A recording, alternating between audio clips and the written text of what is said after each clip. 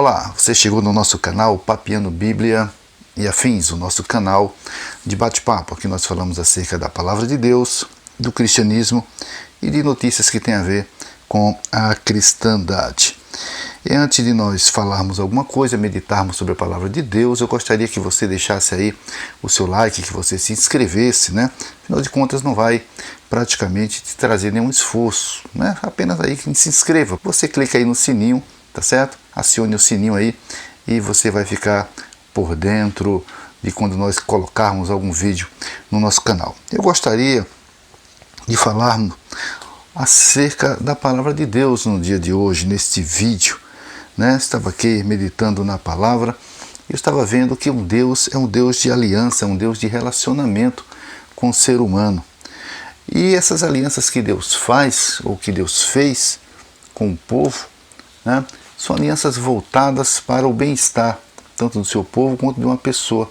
E a gente pode encontrar aqui que há diversas alianças, dependendo da conjectura do teólogo, né? Dependendo das pessoas que fazem o estudo, eles classificam em 8 alianças, outros falam 7 alianças, outros falam em 5 alianças, mas praticamente depende de cada estudo para classificar essas alianças. Geralmente essas alianças são baseadas na questão da incondicionalidade de Deus, na eternidade daquilo que Deus fala.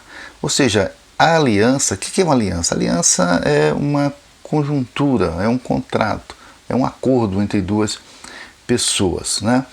E Deus fez aliança com Adão, por exemplo. É chamada até mesmo pela Reforma Protestante, que eles dividem entre as alianças das obras e a aliança da graça. Por exemplo, Adão viveria na aliança das obras. Não existia ainda o questionamento da graça, porque ele não teria pecado ainda. Depois do pecado até a salvação existe a aliança da graça. Mas dentro dessas alianças nós vamos encontrar, dentro do conceito teológico, alianças como a aliança que Deus fez com Noé, né? A aliança da construção da arca. Deus também fez aliança com Abraão, que é uma das mais vistas e praticamente a linha reta para um estudo escatológico, por exemplo, ok?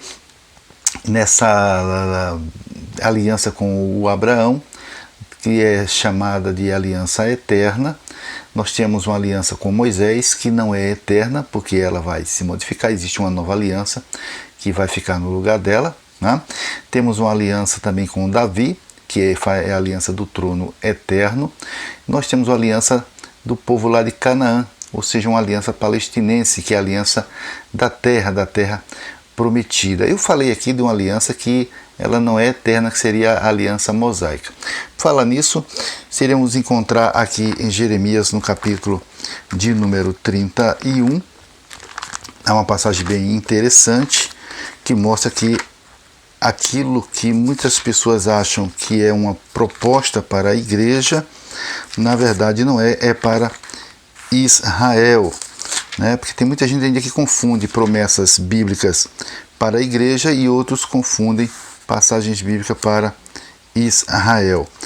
Aqui no capítulo 31 de Jeremias, a partir do versículo do número também 31, diz assim: Eis que dias vem, diz o Senhor, em que farei um concerto. E concerto aí é aliança, um concerto novo com a casa de Israel e com a casa de Judá, não conforme o concerto que fiz com seus pais no dia em que tomei pela mão para o tirar da terra do Egito, ou seja, está fazendo uma referência ao Sinai, porquanto eles invalidaram o meu concerto, apesar de eu os haver desposado, diz o Senhor. Mas este é o concerto que farei com a casa de Israel depois daqueles dias, diz o Senhor. Porei a minha lei no seu interior e a escreverei no seu coração, e eu serei o seu Deus e eles serão o meu povo. E não ensinará alguém mais a seu próximo, nem alguém a seu irmão, dizendo: conhecei ao Senhor, porque todos me conhecerão, desde o menor deles até o maior, diz o Senhor, porque perdoarei a sua maldade e nunca mais me lembrarei de seus pecados. Note essa questão que diz aqui: porque eu perdoarei a sua maldade e nunca mais me lembrarei dos seus pecados. Há muitos teólogos que levam essa passagem, né, que apontam essa passagem para o que está escrito. Praticamente quando Jesus ele está junto com os seus discípulos ali no cenáculo, chamado de a última Páscoa, para Jesus no caso, né, e a chamada Ceia do Senhor. Quando diz que no primeiro dia da festa dos ázimos, ele se reuniu no cenáculo com seus discípulos. E depois, no versículo 28 do capítulo 26, ele diz assim: porque isto é o meu sangue, né? Tomai. Vamos ler do 26. Enquanto comiam, Jesus tomou o pão e, abençoando-o, partiu e deu aos discípulos e disse: tomai e comei, este é o meu corpo. E tomando o cálice e dando graças, deu-lhe dizendo: bebei deles todo, porque isto é o meu sangue, o sangue do Novo Testamento, ou seja, seria dessa nova aliança, que é derramado por muitos para a remissão dos pecados. Aí veja: e digo-vos que desde agora não beberei deste fruto da vide até aquele dia em que eu beba de novo convosco no reino de meu Pai.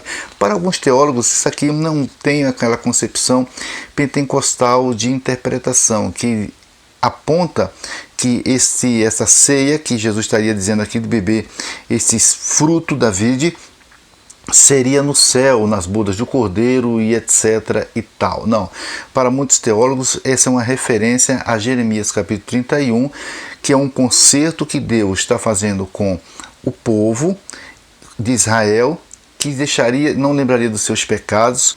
Agora, para tanto, precisamos entender que isso estaria ligado a uma aliança abraâmica. Mas o que nós não podemos esquecer é que existe uma aliança lá no Éden que Deus fez com o casal, que é Lucas que nos mostra isso quando liga Jesus com a semente da mulher. Então, enquanto o Mateus aqui vai ligar Jesus com Abraão, não é isso, para essa aliança, passando por Jeremias, essa questão do novo concerto, o Lucas vai ligar Jesus lá no Éden. Isso está na genealogia de Lucas, que liga ele até Adão, ou seja, até Eva, fazendo dele a semente da mulher. Então, o Abraão mostra ele realmente como esse Messias, como esse rei, passando Jesus pela aliança abraâmica, pela aliança davídica, pela aliança até mesmo palestinense, né, sendo superior, como está escrito em Hebreus, à aliança que Deus fez no Sinai com Moisés, mas fazendo isso, deixa excluído, por exemplo, os gentios. Fica aquela aliança mais focada no povo de Israel, Deus esquecendo tudo o passado, as alianças quebradas que Israel e Deus fizeram, e Israel acabou quebrando. Mas Lucas resgata e coloca aqui, porque Jesus deixa transparecer dentro mesmo da palavra de Mateus, porque isso é o meu sangue, o sangue do Novo Testamento, que é derramado por muitos para a remissão dos pecados. Ou seja, que pecados? Pecados nacional, pecados universal, pecado do povo. É uma questão que precisa ser estudado bem a fundo. E aí, esse é o sentido desse vídeo, é fazer com que você pense em relação a esse questionamento. Quando eu falei de Lucas que liga Jesus com a semente da mulher, a gente pode entender que realmente Jesus veio como remissão e redenção não apenas para Israel, mas também para toda a humanidade. Porém, não deixa de estar aqui a vinda já do Messias, começando um novo concerto que será consolidada para o povo. A partir do momento em que Jesus voltar pela segunda vez, ou seja, no final da grande tribulação, na visão pré-tribulacionista, né? Jesus voltar depois da grande tribulação, que Israel o receber como o Messias.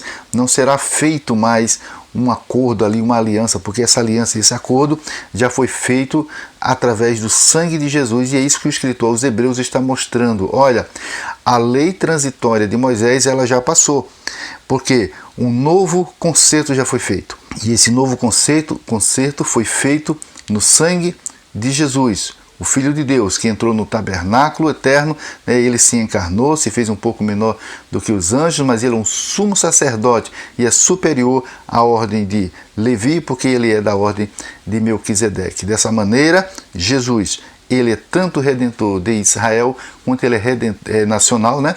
Como ele é redentor de toda a humanidade no conceito soteriológico para a salvação. E isso é apenas um concerto, uma aliança, um só sangue, uma só cruz, um só batismo, uma só fé. Fiquem na paz, um abraço e aprofunde-se na questão do estudo das alianças e até a próxima.